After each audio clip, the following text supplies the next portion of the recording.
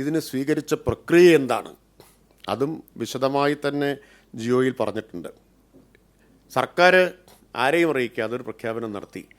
ചോദ്യം ചോദിക്കുന്നത് എങ്ങനെയാണ് ഇവരെ കണ്ടെത്തിയത്, എന്ത്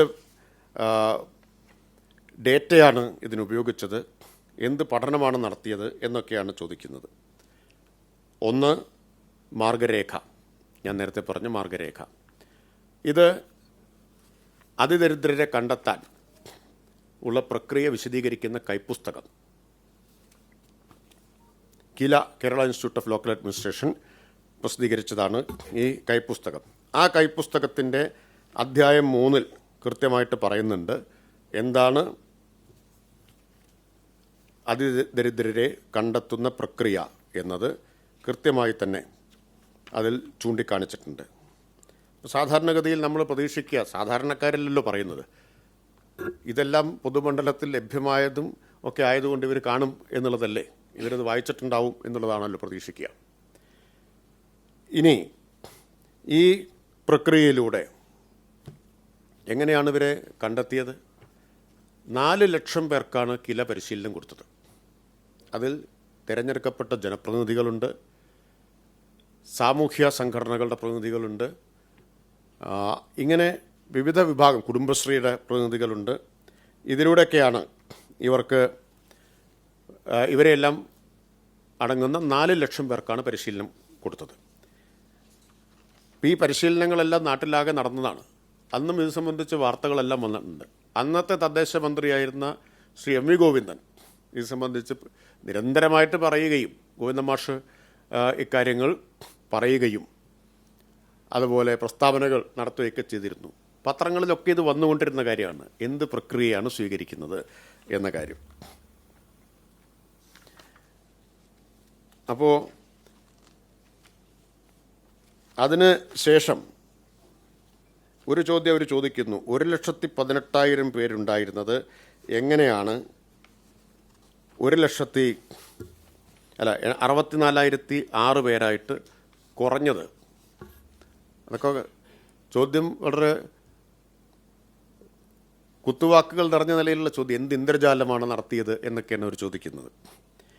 വിവരശേഖരണ പ്രക്രിയ നടത്തിയത് തദ്ദേശ സ്ഥാപന തലത്തിൽ 1,18,309 കുടുംബങ്ങളുടേതാണ് ആദ്യം കണ്ടെത്തിയത്. 1,18,309 കുടുംബങ്ങൾ. പിന്നെ വിദഗ്ധരടങ്ങിയിട്ടുള്ള ഫോക്കസ് ഗ്രൂപ്പുകളുടെ ചർച്ച 58,964 ഫോക്കസ് ഗ്രൂപ്പുകൾ ഇക്കാര്യങ്ങൾ ചർച്ച ചെയ്തു. തുടർന്ന് വാർഡ് സമിതികൾ, ഓരോ വാർഡ് തലത്തിലും സമിതി ഉണ്ടാക്കിയിരുന്നു. വാർഡ് സമിതികളുടെ ശുപാർശയിലൂടെ ഈ 1,18,309 എന്നത് 87,158 കുടുംബങ്ങളായി.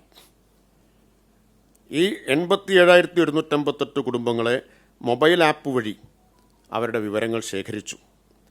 അതിൽ 20% സൂപ്പർ ചെക്കിന് വിധേയമാക്കി. അങ്ങനെ 73,747 പേരുടെ ഒരു മുൻഗണനാ പട്ടിക തയ്യാറാക്കി. ഈ മുൻഗണനാ പട്ടിക ഗ്രാമസഭകളിൽ അവതരിപ്പിച്ച് ചർച്ച ചെയ്ത് അതിൽ നിന്നാണ് 64,006 കുടുംബങ്ങളെ ഗുണഭോക്താക്കളായിട്ട് കണ്ടെത്തിയത്. ഇത്രയും സൂക്ഷ്മമായ, ഇത്രയും വിപുലമായ പങ്കാളിത്തത്തിലധിഷ്ഠിതമായൊരു പ്രക്രിയയിലൂടെ കണ്ടെത്തിയ ഗുണഭോക്താക്കളാണിത്. ഇതിനപ്പുറം എന്ത് സൂക്ഷ്മതയാണ് പുലർത്താൻ പറ്റുന്നത്? ഇവർ ചോദിക്കുന്നത് ഏത് ആധികാരിക സമിതിയാണ് ഇതിന് സർവേ നടത്തിയതാണ്. ഏതെങ്കിലും 5-6 പേരടങ്ങുന്ന സമിതി നടത്തുന്ന സർവേ അല്ല. എത്രയും വലിയ ചർച്ചകളിലൂടെ, താഴെത്തട്ടിൽ നടന്ന പരിശോധനകളിലൂടെ ഏറ്റവും ഒടുവിൽ ഗ്രാമസഭ അംഗീകരിച്ച് തന്ന ഗുണഭോക്തൃ പട്ടികയാണ്. അപ്പോൾ 4-5 വിദഗ്ധരുടെ സമിതി നടത്തുന്ന ഒരു സർവേയുടെ അടിസ്ഥാനത്തിലല്ല എന്നർത്ഥം. ജനപങ്കാളിത്തത്തോടുകൂടി നടത്തിയൊരു പ്രക്രിയയിലൂടെയാണ്. ഏതെങ്കിലും ഒരു ഡേറ്റയെ മാത്രമല്ല, താഴെ നിന്ന് ശേഖരിച്ച വിവരങ്ങളുടെ അടിസ്ഥാനത്തിലാണ്. അല്ലാതെ നേരത്തെ തയ്യാറാക്കി വെച്ച ഏതെങ്കിലും പഠനത്തിൻ്റെ ഡേറ്റ മാത്രം ഉപയോഗിച്ചുകൊണ്ടല്ല. ഇത് സംബന്ധിച്ച്, ഈ പ്രക്രിയ സംബന്ധിച്ച്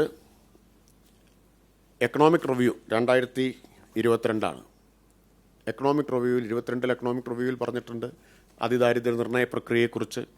23-ൽ 24-ലൊക്കെ പറഞ്ഞിട്ടുണ്ട്. ഇപ്പോൾ വിദഗ്ധരാകുമ്പോൾ സാധാരണഗതിയിൽ എക്കണോമിക് റിവ്യൂ ഒക്കെ അവരുടെ ശ്രദ്ധയപ്പെടേണ്ടതാണ്. അന്നൊന്നും ഒരു ചോദ്യങ്ങളും ആരും ഉന്നയിച്ചിട്ടില്ല. ഞാൻ പറഞ്ഞു ഇത്രയും ഡോക്യുമെൻ്റ് ലഭ്യമാണ് ഓരോ സന്ദർഭത്തിലും. അപ്പോഴൊന്നും ഇവർക്കാർക്കും സംശയങ്ങളോ ചോദ്യങ്ങളോ ഒന്നും ഉണ്ടായിരുന്നില്ല. ഉണ്ടായിരുന്നെങ്കിൽ നമുക്കതും അഡ്രസ്സ് ചെയ്യാമായിരുന്നു. ഇതാ എക്കണോമിക് റിവ്യൂവിൽ ഈ പറഞ്ഞ കാര്യം ചൂണ്ടിക്കാണിച്ചിട്ടുണ്ട്. അതിദാരിദ്ര്യ നിർണയ പ്രക്രിയയിൽ ഞങ്ങൾക്ക് ഇന്ന അഭിപ്രായമുണ്ട്, അല്ലെങ്കിൽ ഇന്ന വിമർശനമുണ്ട്, ഇന്ന കൺസേൺ ഉണ്ട്. നമുക്ക് ആ സമയത്ത് അഡ്രസ്സ് ചെയ്യാൻ ഒരു പ്രശ്നം ഉണ്ടായിരുന്നില്ല. അപ്പോൾ ഈ ഘട്ടത്തിൽ ഇതൊന്നും ചൂണ്ടിക്കാണിച്ചിട്ടില്ല. പിന്നെ ധാരാളം ഇത് സംബന്ധിച്ച് വന്നിട്ടുള്ള പഠനങ്ങൾ, രേഖകൾ ഇതെല്ലാം എൻ്റെ കൈവശിരിക്കുക. ഞാനിതൊന്ന് വെറുതെ വെച്ചത് മാത്രമേ ഉള്ളൂ. ഇത് മുഴുവൻ ഇവിടെ വായിക്കാൻ പോകുന്നില്ല, അത് പേടിക്കണ്ട. ഇത്രയേറെ പത്രവാർത്തകൾ ഓരോ ഘട്ടത്തിലുമായിട്ട് വന്നിട്ടുണ്ട്. അപ്പോൾ ഇത് നിഗൂഢമായി സുതാര്യതയില്ലാതെ സർക്കാർ ആരെയും അറിയിക്കാതെ ചെയ്തൊരു കാര്യമല്ല എന്നാണ് ഞാൻ പറഞ്ഞു വന്നത്.